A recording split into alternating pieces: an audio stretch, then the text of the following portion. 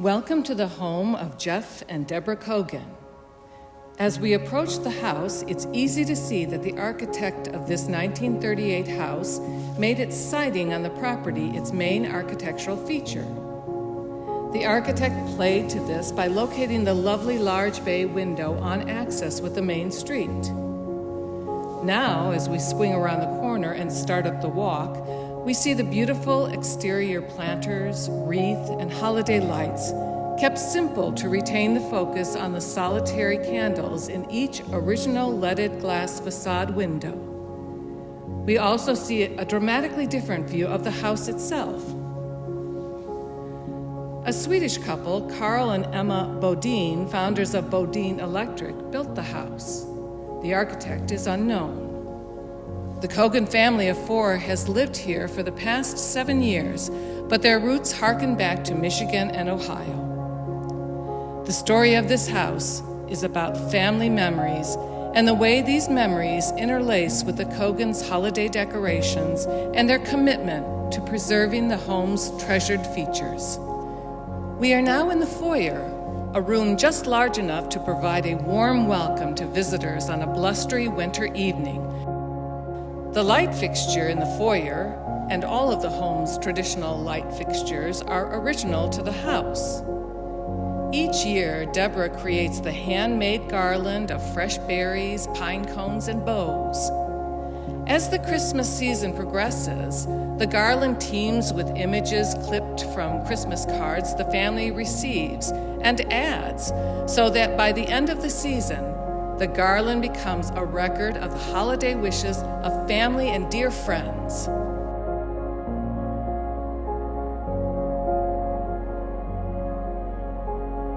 The living room is the center for the family's Christmas Eve traditions. After an informal dinner in the kitchen, the family gathers around the tree and the fireplace with its garlanded walnut mantel and marble facing. 8 stockings hang from the mantel. 4 belong to Jeff, Deborah, and their children. The other 4 to grandparents, both living and departed. Beloved family members continue to be part of holiday celebrations, even if in spirit. The living room is where each year the family conducts a special candlelight reading of the Christmas story from the Gospel of Luke. This year, Deborah will read the story, since the 4 family members will celebrate the holidays quietly. But some years, when there are guests, the story has been enacted as a play with all participating. After a brief pause for cookies and eggnog to restore strength of one and all, there is a second reading of "'Twas the Night Before Christmas" by Jeff. The children's evening ends with placing cookies for Santa and carrots for his reindeer on the coffee table's pull-out extension. Meanwhile, the adults recall happy memories suggested by the ornaments on the tree.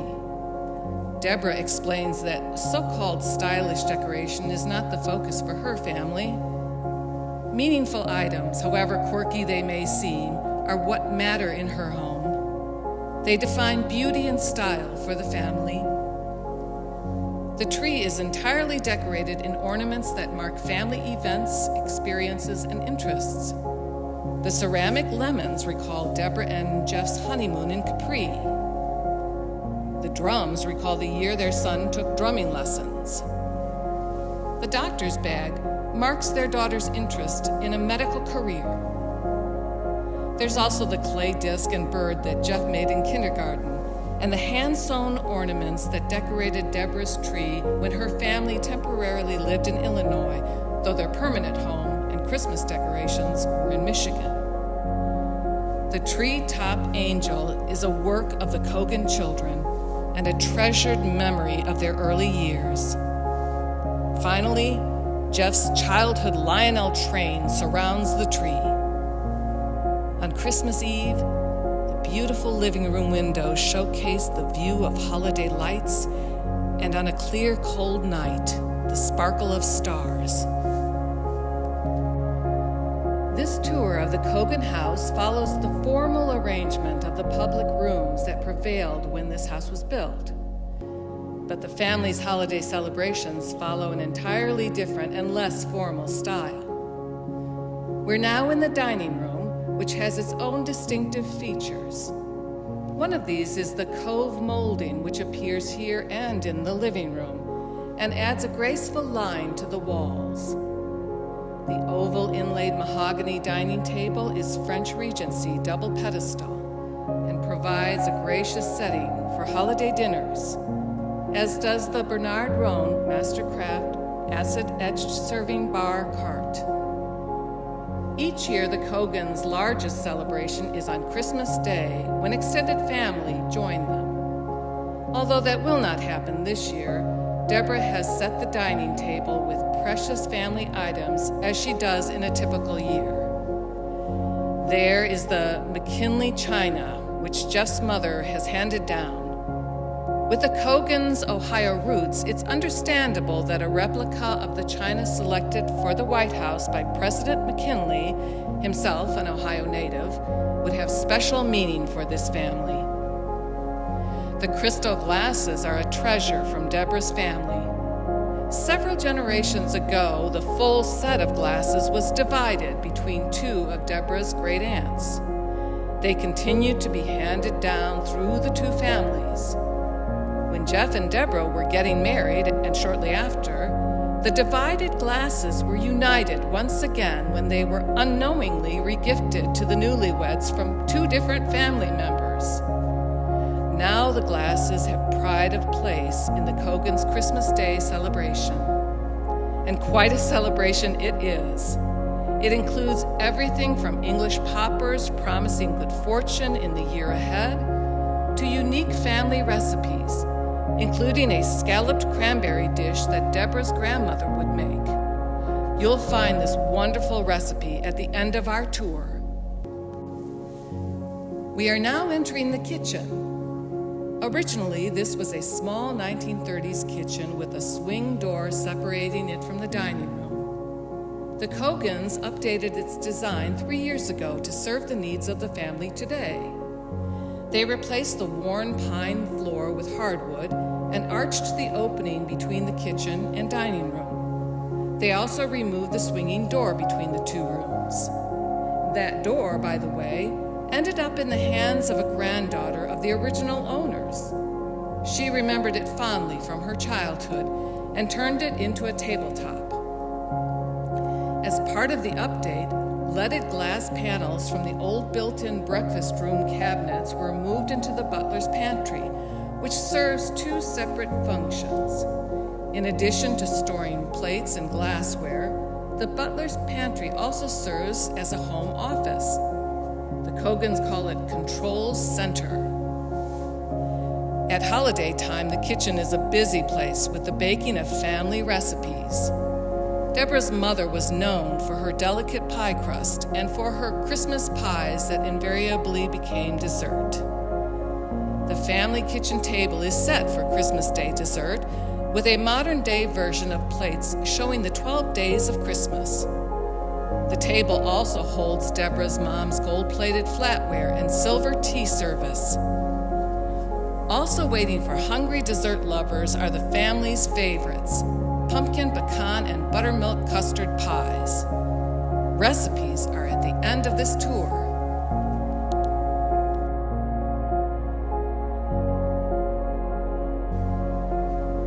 We are now in the library, which sits over the garage and is original to the house. Except for the modern light fixture, everything is original to the home. The cherry wood bookcases, flooring, and windows.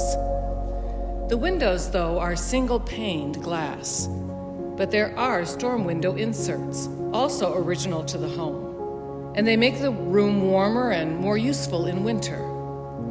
When the Cogans bought the house, all the windows in the house were in disrepair, so instead of replacing them with modern windows, they took out all the original windows and had them and the storm windows painstakingly restored. This room originally served as Carl Bodine's home office, with a large roll-top desk in the center. The 3 walls of windows flood the room with light in the daytime. The original wood-burning fireplace was modified to be gas-burning to provide a comfortable and inviting environment for winter evenings. The Christmas tree is decorated with an array of unusual Philippine ornaments that the family has received over the years from Deborah's sister, who spent her entire career in that country. The white church music box on the hearth is a favorite family decoration each year. As children, Deborah and her sister believed it to be a replica of the church where their parents were married in Mansfield, Ohio. The tradition of displaying it and listening to it play Silent Night made it a special symbol for Deborah's childhood Christmases, and that meaning continues today.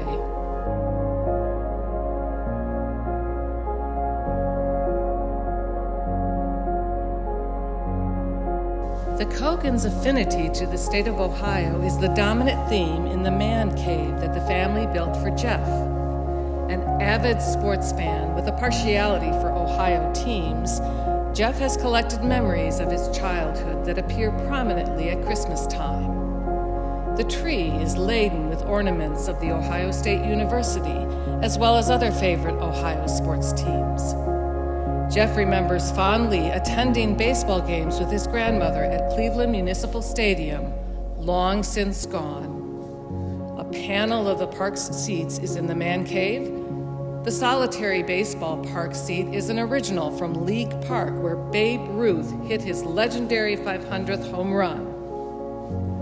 The room welcomes sports fans all year through, but at holiday time, it is especially inviting to friends and family who share Jeff's enthusiasm for Ohio sports teams. This year, it will provide a cozy setting for Jeff, Deborah, and their children to watch holiday football games and to hear again the stories of family events and other rich memories that is the true meaning of Christmas for the Cogans. Be sure to see Deborah's family recipes by using the link at the end of this video. We also invite you to tour the other homes in this year's virtual holiday Housewalk, as well as view the how-to videos designed to make your holidays fun and relaxing. Happy holidays!